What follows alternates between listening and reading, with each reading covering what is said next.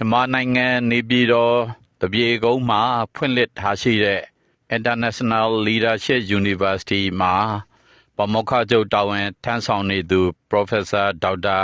Richard Day နဲ့ဥက္ကဋ္ဌလူပုဂ္ဂိုလ်များရဲ့အကြောင်းကိုဘူတုဒပွားများစေရန်တင်ဆက်ပြီးဖြစ်ပါတယ်။မြန်မာနိုင်ငံအတွင်းမှာမှီတင်းနေထိုင်ကြတဲ့တိုင်းရင်းသားပြည်သူမိဘပြည်သူအပေါင်းဟာမည်သည့်ဒေသမှာနေထိုင်သည်ဖြစ်စေမည်သည့်ဘာသာကိုးကွယ်သည်ဖြစ်စေမည်သည့်လူမျိုးဖြစ်သည်ဖြစ်စေပြည်ထောင်စုသမ္မတမြန်မာနိုင်ငံတော်ကြီးရဲ့အကျိုးကိုမျက်ခြေမပြတ်ရန်ရှေးရှုဥတည်ကြရန်လိုအပ်ပါတယ်။မြန်မာနိုင်ငံတော်သူနိုင်ငံတော်သားအားလုံးဟာအမျိုးသားရေးအကျိုးစီးပွားများကိုလည်းအထူးအလေးထားသင့်ကြပါတယ်။နိုင်ငံတွင်းမှာရှိတဲ့အမျိုးမျိုးအထွေထွေသောလူမျိုးစာပေယဉ်ကျေးမှုဓလေ့ထုံးတမ်းများဟာအယောင်သွေးစုံလင်လှတဲ့အလှပတရားများဖြစ်ပါပေတယ်။မြန်မာနိုင်ငံတော်ကြီးရဲ့စာပေယဉ်ကျေးမှုဓလေ့ထုံးတမ်းယဉ်ကျေးမှုများဟာဒရရှိဒရမဲ့ယဉ်ကျေးမှုအမွေအနှစ်များနဲ့ပြည့်စုံနေပါတယ်။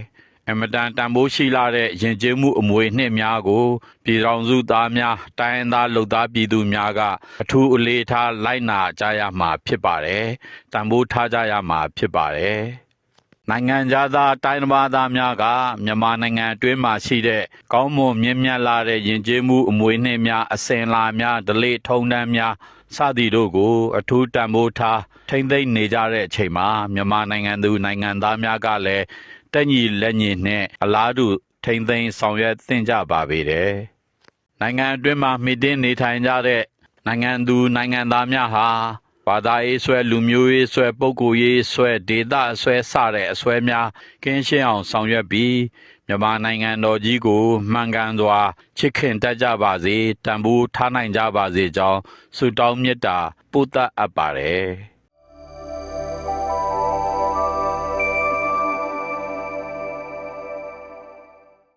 Okay, before moving to our next questions, right now in Myanmar, as you know, you can see everywhere, you've been so many parts of Myanmar.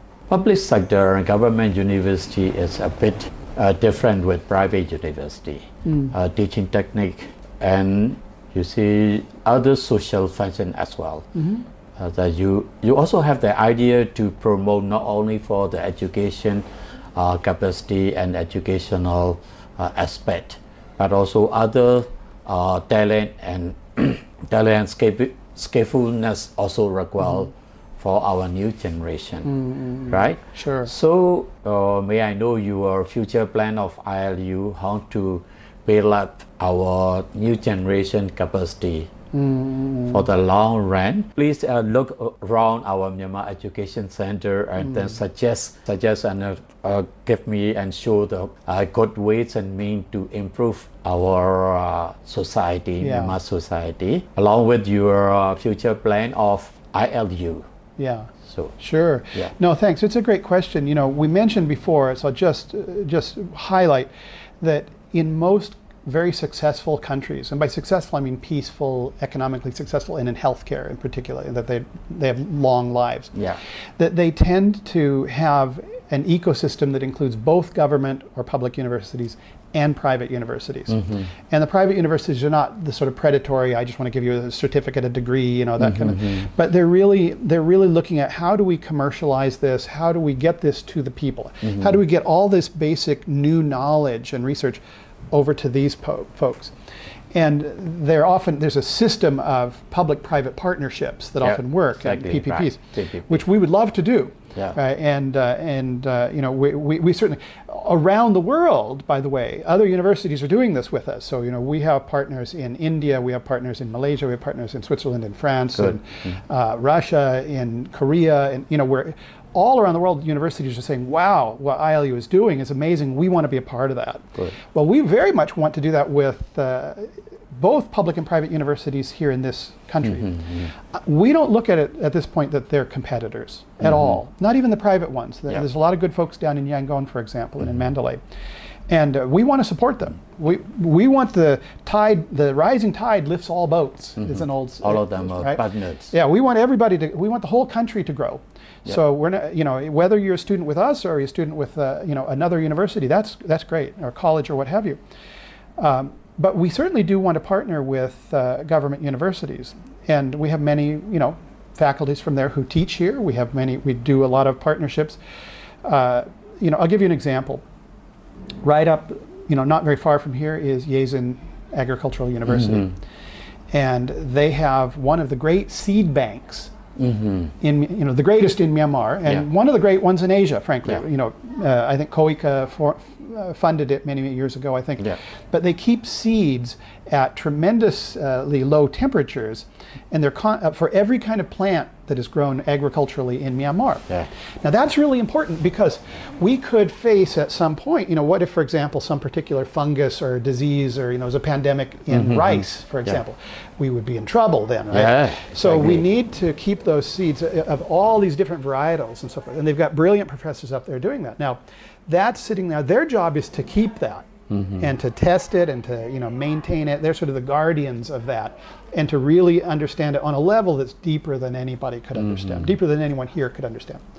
Our job is to figure out, how do we get that to help people? How do we commercialize things? So, for example, we recently started a project with an Indian university, largest private university in India, as well as with a university in Vietnam. And we said, we want to work with Yezin on this. We said, so you have access to, you've got all this crops, you've got the footage, you've got the seeds, what if we have some people in a different ASEAN country give us some sensors that we're going to physically put onto corn and onto sugarcane and in rice fields?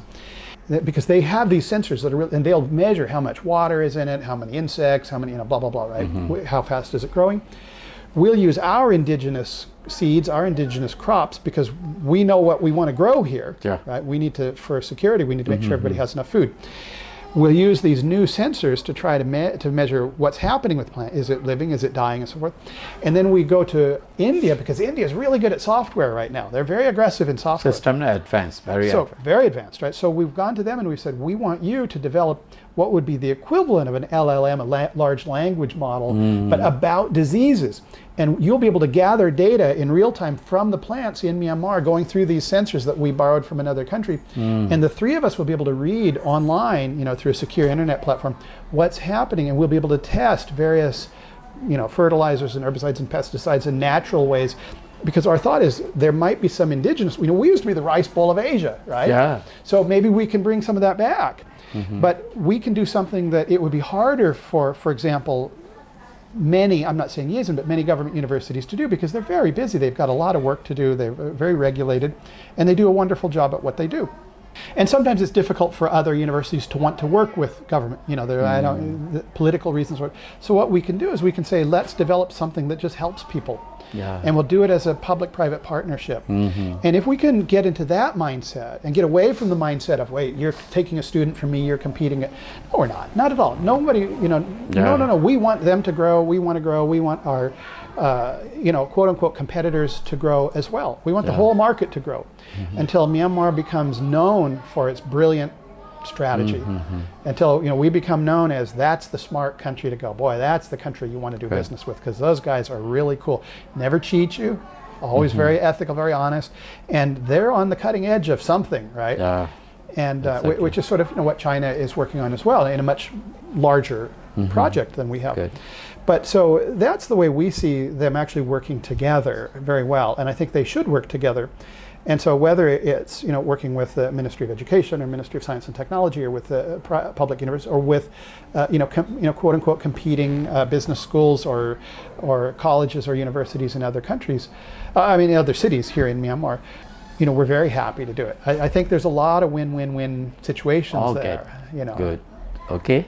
Thank you.